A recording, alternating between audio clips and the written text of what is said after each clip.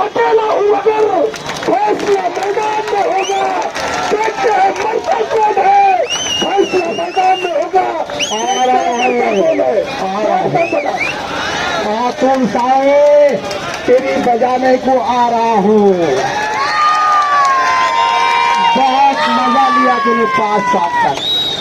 सबसे पहले तो बजाऊंगा सीटी आपू सावे की। भाई ओ कामड़ा साहब, कॉलर पे लगा साहब के, माननीय कॉलर पे लगा उनके। डॉक्टर सुरेश साहब, हमारे अरविंद कामड़े साहब, हमारे अन्य अन्ना शेंगे साहब, कॉलर पे कॉलर की दिया। मैं इनका बहुत आभारी हूँ जिन्होंने मुझे इसका लाइक समझा। और बातें तो बहुत बोलना है लेकिन वक्त टाइम बहुत कम है। हमारे जो है राष्ट्रीय अध्यक्ष यहाँ मौजूद है, तमाम बातें जो वक्त तफसीलाने बयान सामने आएगा। जैसा आपने देखा है कि 5 साल अतुल साहब यहाँ पे हमारे पूर्व के आमदार थे और कभी यहाँ पे औरंगाबाद अपने नारेगांव के अंदर कभी एक मर्तबा भी जो है तो इन्होंने दौरा नहीं किया। आज यानी पैर के नीचे जमीन खिसक गई अतुल साहब की, जैसा कि आज उसने यहाँ पे जो तो सभा किया, रैली निकाला है। अतुल साहब मैं आ रहा हूँ तेरी बजाने को सीटी। थोड़े दिन बाकी है, 20 दिन बाकी, अभी 8 दिन बाकी है, 8 से 9 दिन बाकी है, तेरी सीटी बजाने आ रहा हूँ। दूसरा हमारे जो है तो इम्तियाज जलील साहब ने आज हमने उनको 10 साल दिया, 10 साल दिया, लेकिन हमारे कौम का उसने कोई काम नहीं किया, है ना। हमारे मुसलमानों के अंदर उसने कोई काम नहीं किया। मुझे उसकी बदनामी करना नहीं है। आप बोल रहे होंगे कि हमारा रहबर होने के बाद आप बदनामी कर रहे हो। इम्तियाज जलील साहब को हमने दिलो जान से यहाँ पे औरंगाबाद शहर के अंदर चुन कर लाया था। आज उन्होंने नारेगांव जैसा इलाका आप देख रहे हो, सिर्फ साहिब खान पठान ने नारेगांव के अंदर विकास किया है। हर काम साहिब खान पठान ने यहाँ पे किया है। मुरम डालने का काम साहिब खान पठान ने किया है। ये पाखंडियों को सिर्फ हमने वोट दिया है, सिर्फ हमारा इन्होंने इस्तेमाल किया है। आप तो इनकी पूंगी बजने वाली है। इम्तियाज जलील साहब, बहुत तुमने जो है तो मुसलमानों को इस्तेमाल कर लिया है, बहुत कौम को तुमने इस्तेमाल कर लिया है। आपके लिए उन्होंने जान देने के लिए तैयार थे, लेकिन आज इम्तियाज जलील साहब कौम के अंदर कभी खड़े नहीं उतरे, कभी खड़े नहीं उतरे। आज आपको जलील होना पड़ रहा है। आज अल्हम्दुलिल्लाह आज इसलिए मुझे मैदान में आना पड़ा क्योंकि हमको कौम को रहबर सही नहीं मिल रहा है। मैं वादा करता हूँ, आज ये जगह देख रहे हैं तुम, ये जगह पे हमारा स्टेज लगा है, तमाम लोग यहाँ पे जानते हैं। इसके लिए मैंने जद्दोजहद 3 साल तक लड़ा हूँ। मुझे तरह तरह की तकलीफ दी गई है, यहाँ तक कि मुझे तड़ी पार किया गया यहाँ पे, लेकिन आखिरी सांस तक मैंने ये जगह के लिए रहा हूँ। सब जानते हैं यहाँ पे।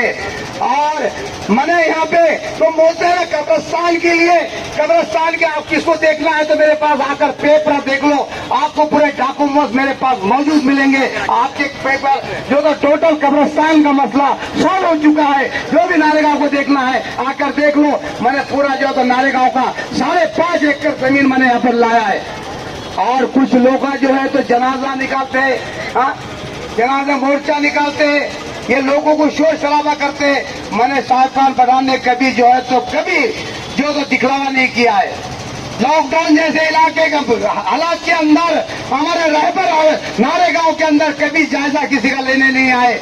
हमारे नारेगांव के अंदर बाढ़ आई थी, बाढ़ के अंदर भी कोई नेता यहाँ पे ना यहाँ नहीं आया। हमारे कुछ लोग यहाँ के हम मौजूद थे यहाँ पे, हर समस्या यानी हर उनको घर घर जाके लोगों को जायजा लेकर उनकी समस्या को सॉल्व करने का काम साहिब खान पठान ने नारेगांव के अंदर किया है।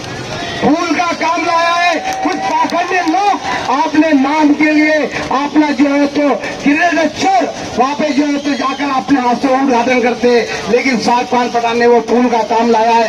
ये जो सामने फूल दिखा आपको, एक दिन के अंदर इसकी मंजूरी बने लेकर आया था। और जो कच्चर पट्टी दिख रही है आपको, कच्चर पट्टी 15 दिन तक शाहरुख खान पठान ने ऑपरेशन कर उसको बंद करने का काम ये शाहरुख खान पठान ने किया है। पूरे आपको पूरे डॉक्यूमेंट दूंगा। तो ऐसे काम है अल्हम्दुलिल्लाह। और आखिरी में मैं कहता हूं, यहाँ पे नारे गांव के अंदर मिनी घाटी लेके आऊंगा मैं, ये वादा करता हूं। ऐसी मिनी घाटी रहेंगी कि आप देखते रह जाएंगे। लोगों को वादे करते थे, लेकिन आप पूरी जनता नारेगांव की जानती है कि शाहरुख खान पठान जो वादा करता है वो पूरा करता है। आपने जाति खर्चे से हर मौसम, बारिश के मौसम के अंदर हमारे बच्चों को मकतब में जाने के लिए रास्ता नहीं रहता था, यानी हमारी माँ बहनों को रास्ता चलने के लिए इतनी तकलीफ होती थी। मस्जिदों के अंदर नमाज जा पढ़ने के लिए कोई जा नहीं सकता था, गंदा पानी होता था। यह तो भैया यहाँ पे पूरे नारे गांव के लोग गवाह है। तो मैंने शाहरुख खान पठान ने कई मरतबा नारे गांव के अंदर मुरम डालने का खूब जाति खर्चे से कई मरतबा नारेगांव के अंदर शाहरुख खान पठान ने किया। ये बड़े बड़े अपने आप को दावे करने वाले, अपने आप को मुसलमानों के रहबर कहने वाले कि हम मुसलमानों के रहबर है, हम मुसलमानों के हर समस्या को पूरा करेंगे, लेकिन नहीं, सिर्फ मुसलमानों को इन्होंने वशमाल किया, मुसलमानों को, नौजवानों को वर्गवाने का काम किया, देश का माहौल खराब करने का काम किया। इनकी ऐसी स्पीच देते हैं, ये स्पीच ये देते हैं, लेकिन मुसलमानों को ये सजा भुगतना पड़ती है। मुसलमान, पूरे हिंदुस्तान के मुसलमान इसकी सजा भुगतते हैं, लेकिन इनकी एक स्पीच से ये जो है तो अपना मतलब, अपना मफाद निकालने के लिए गलत गलत अल्फाज बोल के जाते हैं, लेकिन भुगतना पड़ता हम नौजवानों को, भुगतना पड़ता हम नौजवानों को। इनकी वो स्पीच होती है, लेकिन बोलते हैं मुसलमानों के रहबर है।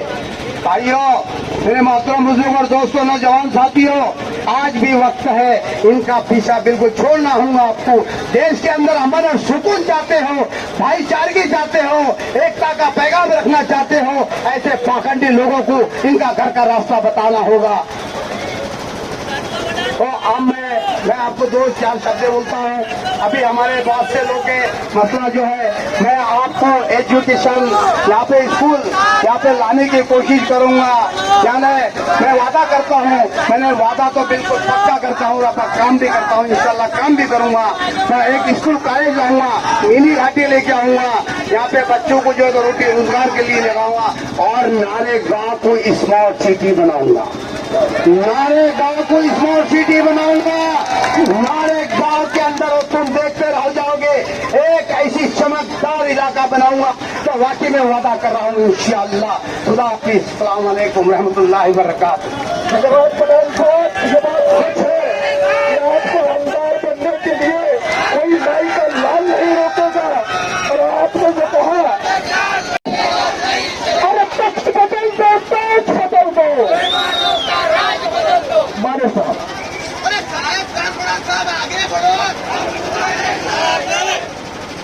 जिंदगी फकत 2-4 वक्त की घड़ी है यार।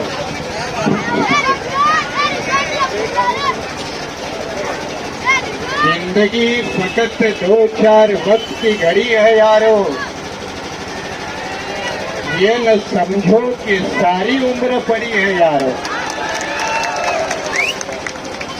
अपने तारीख मकानों से बाहर तो झांको, शाहरुख खान पठान की ताकत सर पे खड़ी है यारो। बहुजन रिपब्लिकन सोशलिस्ट पार्टी औरंगाबाद शहर के तमाम पार्टी के साथियों के माध्यम से बीआरएसपी उम्मीदवारों के समर्थन में आज यहाँ नारेगांव के इलाके में आयोजित इस विशाल जनसभा में आप बड़ी तादाद में सभी उपस्थित भाई और बहनों, चुनावी माहौल, चुनावी डंका बज चुका है। सुबह शाम टेलीविजन, रेडियो, न्यूज़पेपर में खबरें आती रहती है। कौन क्या कहता है आप सभी जानते हैं। विकास के बड़े बड़े दावे करने वाले लोगों की कोई कमी नहीं है। उनको एक सवाल सीधा पूछ लो कि अगर आपने पूरे औरंगाबाद शहर का, पूरे महाराष्ट्र का अगर बड़ा विकास किया है तो औरंगाबाद में अभी भी पीने का पानी क्यों नहीं मिलता, इसका जवाब देना चाहिए। क्या इसका जवाब यहाँ के मेंबर ऑफ पार्लियामेंट दे सकते हैं? क्या इसका जवाब यहाँ के एमएलए दे सकते हैं? क्या यहाँ के जो मिनिस्टर बनके सेंट्रल गवर्नमेंट में बैठे हैं, राज्य सरकार में बैठे हैं, क्या इसका कोई जवाब दे सकता है? और ये बड़े बड़े दावे करते हैं और लंबे लंबे हाथ कर एक उत्तर प्रदेश का भगवाधारी यहाँ आता है और पानी की बात नहीं करता है, स्कूल की बात नहीं करता है, रोजगार की बात नहीं करता है, तालीम की बात नहीं करता है। बात किसकी करता है? भाई बटेंगे तो कटेंगे, बटेंगे तो कटेंगे। और वो भगवादारी बात करे हम समझ में आता है क्योंकि वो भगवादारी है, लेकिन देश का प्रधानमंत्री भी इस लिहाज से अपनी बात रखते हुए यही कहता है, एक रहोगे तो सेफ रहोगे। क्या चुनाव आयोग को यह दिखता नहीं? क्या देश का प्रधानमंत्री किसी एक समुदाय को लेकर टारगेट बनाकर क्या अपनी बात रख सकता है? भारतीय चुनाव आयोग इस देश में निष्पक्ष चुनाव करने की जिम्मेदारी अपने कंधों पर लेकर संवैधानिक जिम्मेदारी निभाता है, तो चुनाव आयोग प्रधानमंत्री के इस वक्तव्य पर बैठा चुप है। कोई भगवादारी आकर कहता है कि बटोगे तो कटोगे। अरे भाई, कौन काटने वाला है तुमको? किससे डरते हो? और अगर डरने की औकात तुम्हारी है तो सत्ता छोड़ के यहाँ से रफा दफा हो जाओ, तुम्हें सत्ता में बैठने का कोई अधिकार नहीं है। लेकिन सत्ता में कौन बैठते हैं? महाराष्ट्र में 2.5 साल से कौन बैठे? जो इनकम टैक्स को डर गया वो बैठ गया, ईडी को डर गया वो बैठ गया, इनकम टैक्स को डर गया वो बैठ गया। दिल्ली में भी वही, महाराष्ट्र में भी वही। और इन लोगों के बारे में बुरा मैं क्या कहूं? बुरा कहकर अपनी जुबान गंदी नहीं करना चाहता, लेकिन इतना तो जरूर कहूंगा कि भाई जुल्म का पेट एक दिन फटेगा जरूर, गरीबों का हक एक दिन फटेगा जरूर। नापाक होती है कुत्तों की दोस्ती, काटेगा नहीं तो चाटेगा जरूर। ये इनकी फितरत है, ये इनकी फितरत है, यही इनकी पहचान है। क्या मैं आपको पूछता हूं, क्या मोदी जी टोपी पहनकर मुल्ला को नहीं मिलते? क्या देवेंद्र फडणवीस क्या मुल्लाओं के साथ बातें नहीं करते? कितनी तस्वीरें हैं, जब चुनाव आता है तो पैर पकड़ने आते हो और 5 साल लात मारने का काम करते हो। उनको 20 तारीख को आपको लात मारने का मौका है, आप जोर से उनके लात मारकर भगाने का काम करें। नेताओं के बारे में कहना है तो राहत इंदौरी जी को आप जानते हैं, उनकी शेरो शायरी आप बहुत लोग सुनते होंगे। हमारा अरविंद प्रोफेसर है, बहुत शेरो शायरी करता है। एक राहत इंदौरी साहब का ये ऐसे हुक्मरानों के बारे में एक शेर है। राहत इंदौरी साहब कहते हैं, बन के एक हादसा बाजार में आएगा, हादसा बन के एक बाजार में आएगा, जो हुआ ही नहीं वो अखबार में आएगा। बन के एक हादसा बाजार में आएगा, जो हुआ ही नहीं वो अखबार में आएगा। चोर उच्चकों की करो कदर, चोर उच्चकों की करो कदर। कौन जाने कब कोई सरकार में आ जाएगा। और ऐसे ही लोग केंद्र में है, राज्य में है। इनको ना सच्चार कमीशन याद आती है, इनको ना महाराष्ट्र का प्रोफेसर रहमान कमीशन की रिपोर्ट याद आती है। क्या तस्वीरें हैं। एक तरफ देश के प्रधानमंत्री कहते हैं कि हमारे भारत ने बहुत तरक्की की है, देश की अर्थव्यवस्था दुनिया के अर्थव्यवस्था में 5वें नंबर पे है। लेकिन हमारा सवाल है कि अगर देश ने बहुत बड़ी तरक्की की है तो प्रधानमंत्री जी 80 करोड़ लोगों को फ्री अनाज बांटने का काम क्यों करते हो? क्यों फ्री बांटने का काम करते हो? और सत्ता नहीं आती है, दिखता है। एकनाथ शिंदे की सरकार हो, अजीत पवार की सरकार हो, देवेंद्र फडणवीस की सरकार हो, ये बोलते हैं कि हमने बहुत काम किया, बहुत काम किया। तो भाई एक महीना के नाम पर वोट मारने को शर्म नहीं आती आप लोगों को? एक महीना के नाम पर 1500 रुपए ले लो और वोट दे दो। इसका मतलब इन्होंने कोई महाराष्ट्र का विकास नहीं किया। इससे ज्यादा और सबूत क्या चाहिए? इससे ज्यादा सबूत क्या चाहिए? मुंबई हाईकोर्ट ने मुस्लिम समाज के लिए 2014 में 5% में तालीम का, शिक्षा का आरक्षण दिया। किसने अमल किया? ना महाविकास आघाड़ी ने किया, ना महायुति ने किया। क्या मुसलमान शिक्षा में कहा है उसकी उर्दू जुबान? कहते ना, किसी समाज की तालीम छीनना है तो उसकी जुबान छीन लो। जब जुबान ही छीनोगे तो कोई तालीम लेने लायक नहीं रहेगा। सिर्फ उर्दू को एक बड़ी भाषा का दर्जा लेकर आप मुसलमानों की तरक्की नहीं कर सकते। तरक्की करना है तो उनको तालीम देने के रास्ते खोल दो। सर सैयद खान पठान जिन्होंने अलीगढ़ मुस्लिम यूनिवर्सिटी बनाई, उनका फोटो यहाँ होगा, यहाँ है। जिन सर सैयद खान इन्होंने अलीगढ़ विश्वविद्यालय का निर्माण किया, क्या हमारे महाराष्ट्र में महात्मा फूले के साथ मिलकर, सावित्रीबाई फूले के साथ मिलकर हमारी बहन फातिमा शेख ने हमारे लोगों को शिक्षा का सबक नहीं दिया?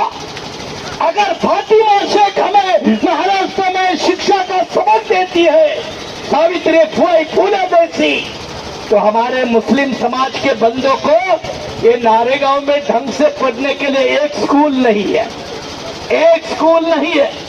स्मार्ट सिटी के नारे बहुत हो गए। हमारे खान साहब ने कहा कि मुझे चुन के दे दो, नारेगांव को ही मैं स्मार्ट सिटी बनाकर छोड़ता हूँ।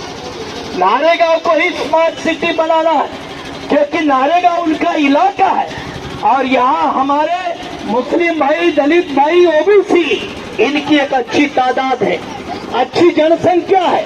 और अच्छी जनसंख्या है तो साहब खान पठान जैसे लोगों को चुनने में कोई दिक्कत नहीं होनी चाहिए, उनको चुनकर आने में दिक्कत नहीं आनी चाहिए। और हमें अपने नुमाइंदे क्यों चुनने चाहिए? क्यों चुनना चाहिए? महाराष्ट्र में महाविकास आघाड़ी ने लोकसभा में एक भी मुस्लिम कैंडिडेट नहीं दिया। सारे मुल्ला मौलवी मिले, महाविकास आघाड़ी के नेताओं को मिले, शरद पवार से मिले, उद्धव ठाकरे से मिले, कांग्रेस वालों से मिले। इन्होंने कहा लोकसभा में हम कोई सीट नहीं छोड़ेंगे, विधानसभा में देखेंगे। उसके बीच में विधान परिषद का चुनाव हुआ, विधान परिषद में भी एक भी मुसलमान को एमएलसी नहीं बनाया। क्यों भाई? हमारे वोट चाहिए, हमारे दलितों के, पिछड़ों के, ओबीसी के, मुसलमानों के सिर्फ वोट चाहिए। और हमारे वोट लेकर तुम राजा बनोगे और हम हमेशा के लिए वोटर बनते रहेंगे। तो ये प्रजासत्ताक, ये लोकतंत्र किसके लिए है? क्या लोकतंत्र में मैं जिंदगी भर वोटर रहूंगा और तुम हमेशा सरकार में रहोगे? ये कौन सा लोकतंत्र है? ये भी हमारा बुनियादी सवाल है। इसीलिए हमारी जो आघाड़ी है वो आघाड़ी का नारा है, जिसकी जितनी संख्या भारी उतनी उसकी हिस्सेदारी, उतना हिस्सा उसको मिलना चाहिए। आप पूरे महाराष्ट्र की तस्वीर देख लीजिए। जेडपी के अध्यक्ष होते हैं, कितने मुसलमान समाज के लोग जिला परिषद के अध्यक्ष हैं, तालुका पंचायत के अध्यक्ष हैं, जो बाजार की मंडी होती है सब्जी मंडी उसके अध्यक्ष होते हैं, कितने मुस्लिम समाज के हैं। जब हक मारा जाता है तो हक के लिए लड़ना कोई गुलाम गलत नहीं होता। अपने हक और हकूक के लड़ने के लिए जंग भी करना कोई गलत नहीं होता। और हमें बाबा साहब अम्बेडकर ने संविधान के माध्यम से अपने हाथ में वोट का हथियार देकर जंग लड़ने को सिखाया है। इसी जंग का प्रयोग आने वाले 20 तारीख को हमें करना है। आप समझोगे कि भाई हम कैसे जंग लड़े। और बाबा साहब अम्बेडकर ने संविधान सभा में कहा था कि भविष्य में दबे कुचले लोग, अक़लियत समाज के लोग ये लड़ाई अपने वोटों के माध्यम से लड़ेंगे। कांग्रेस नेता ने कहा बाबा साहब यह नहीं होगा, आपके लोग लड़ नहीं पाएंगे, उनके वोट हम खरीदेंगे, उन लोगों को खरीदेंगे, हम अपनी सरकारें बनाएंगे। बाबा साहब आपके लोग कभी सरकार नहीं बना पाएंगे।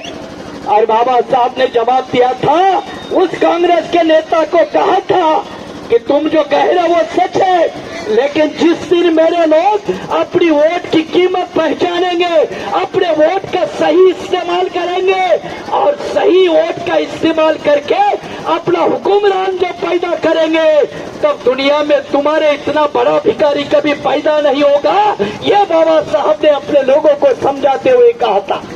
तो इन तमाम बातों को जब ध्यान में हम रखते हैं तो आने वाले 20 तारीख को हमने वोट का सही इस्तेमाल करना चाहिए। हमारी सब अन्ना और हम सारे लोग कोई टाटा बिरला की औलाद नहीं है, कोई अदानी अंबानी के बलबूते पे राज नहीं करते हैं। मोदी अंबानी के बलबूते पे राजनीति करता है, मोदी अदानी के बलबूते पे राजनीति करता है। इसलिए देश की सारी जल जमीन जंगल अदानी को बेचने में लगा है। एक कहावत है ना, सोशल मीडिया में आपने सुना होगा, पढ़ा होगा, देश को चलाता है कौन। और सोशल मीडिया में लिखा गया देश को 2 लोग चलाते हैं, दोनों गुजरात के हैं, दोनों बेचने का काम करते हैं और खरीदने का भी काम दोनों गुजराती करते हैं। कुल मिला के 4 लोग देश को चलाते हैं। ऐसे वक्त में हम इतनी भारी संख्या में ओबीसी तबका हो, मुसलमान तबका हो, दलित तबका हो, अगर उसको सियासत में हिस्सा नहीं मिलेगा, सरकार में हिस्सा नहीं मिलेगा, राजपाट में हिस्सा नहीं मिलेगा, तो भाई ये लोकतंत्र किसके लिए? गुरु गोविंद सिंह की बात आप तो जानते होंगे। गुरु गोविंद सिंह जिन्होंने सिखों को एक नई लड़ने की ताकत दी, एक जज्बा दिया। गुरु गोविंद सिंह एक फेमस उनकी कहावत है, वो कहते हैं कि दुनिया में सब कुछ मांग के मिल सकता है, मांग के सब कुछ मिलेगा, लेकिन राजपाट नहीं मिलता, मान सम्मान नहीं मिलता है। इसलिए गुरु गोविंद सिंह ने कहा कि अगर दुनिया में मान सम्मान लेना है, राजपाट लेना है, तो वो छीन के लेना पड़ता है, मांग के नहीं मिलता। और छीनने का ही मौका चुनाव होता है। चुनाव अपने वोट 100-200 रुपए बेचने का मौका नहीं है, अपना कीमती वोट बेचने का मौका नहीं है, नालायक नेताओं को पैदा करने का मौका नहीं है, गलत नेताओं को पैदा करने का मौका नहीं है। तो साहब खान पठान जैसे सच्चे लोगों को नेता बनाने का मौका है, वो हमारे हाथ से छोड़ना नहीं चाहिए, अपने हाथ से ये मौके नहीं जाने चाहिए। और इसीलिए हम लोगों ने प्रयास करके, हमारे साहब खान पठान यहाँ है, पश्चिम में हमारे अरविंद कांबले है, ग्रामीण में हमारे शिंगारे जिला अध्यक्ष है, हमारे दूसरे दाती पटेल जी औरंगाबाद के दूसरे हिस्से में, और इसलिए ये लगभग सारे उम्मीदवारों की चुनाव निशानी सीटी है। मुझे लगता है अरविंद की खाली अकेले की क्या है, ट्रम्पेट है। ट्रम्पेट मतलब तुतारी बोलते हैं, तुतारी समझते हैं ना, ट्रम्पेट, तो उनकी खाली ट्रम्पेट है, बाकी लोगों की सीटी है। तो बीआरएसपी की सीटी का इस्तेमाल करो, आरक्षणवादी आघाड़ी के सीटी का इस्तेमाल करो और बाकी लोगों की सीटी बजाने का काम करो। यही पैगाम देने के लिए आज हम आपके बीच पहुंचे हैं।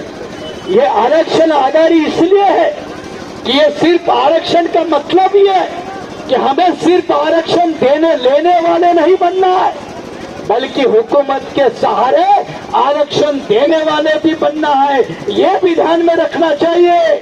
आरक्षण सिर्फ मांगना ये हमारा काम नहीं है, बल्कि आरक्षण देना भी हमारा काम है। और आरक्षण कौन देता है? हुक्मरान देता है। आरक्षण कौन दे सकता है? सत्ता में बैठा हुआ आदमी दे सकता है। आरक्षण कमजोर आदमी नहीं दे सकता, उसके लिए मजबूत होना जरूरी है। और ये मजबूत होने का तरीका ये आने वाला चुनाव है। और इसलिए मेरी सभी आपके साथियों से एक पुरजोर अपील है कि ये अकलियतों की लड़ाई अब आधुनिक समय में, वर्तमान समय में वोटों के माध्यम से लड़नी होगी। और इसलिए आपसे मेरी एक बहुत बड़ी अपील है, नम्रता पूर्वक एक अपील है कि अपने वोटों का किसी भी तरह से सौदा नहीं होना चाहिए, अपने वोट नहीं बचने चाहिए। और ये वोटों के सहारे हमारे उम्मीदवार आने वाले 20 तारीख को इतने वोट ले ले कि 23 तारीख को जब ईवीएम मशीन खुलेगी तो ईवीएम मशीन खुलने के बाद हमारे साहब खान पठान की सिर्फ और सिर्फ सीटी बजनी चाहिए, बाकी कुछ नहीं बजना चाहिए। यही आपसे अपील करते हुए मैं आपसे रुखसत लेना चाहूंगा। और यही अपील करते हुए तमाम हमारे सारे उम्मीदवार, ये सारे उम्मीदवारों को आप बड़ी भारी वोटों से जिताएंगे। यही अपील करते हुए आज की सभा में आरक्षणवादी आघाड़ी के नेता प्रकाश चंद्र शेडगे जी, हमारे आगरी समाज के नेता कांगल जी और ये सारे लोग आज के सभा में मौजूद हुए। इनका एक बार तालियां बजाकर इनका शुक्रिया अदा करें। और आने वाले 20 तारीख को आपको सीटी के सामने बटन दबाए, यही अपील करते हुए आपसे रुखसत लेता हूं। जय भीम, जय भारत।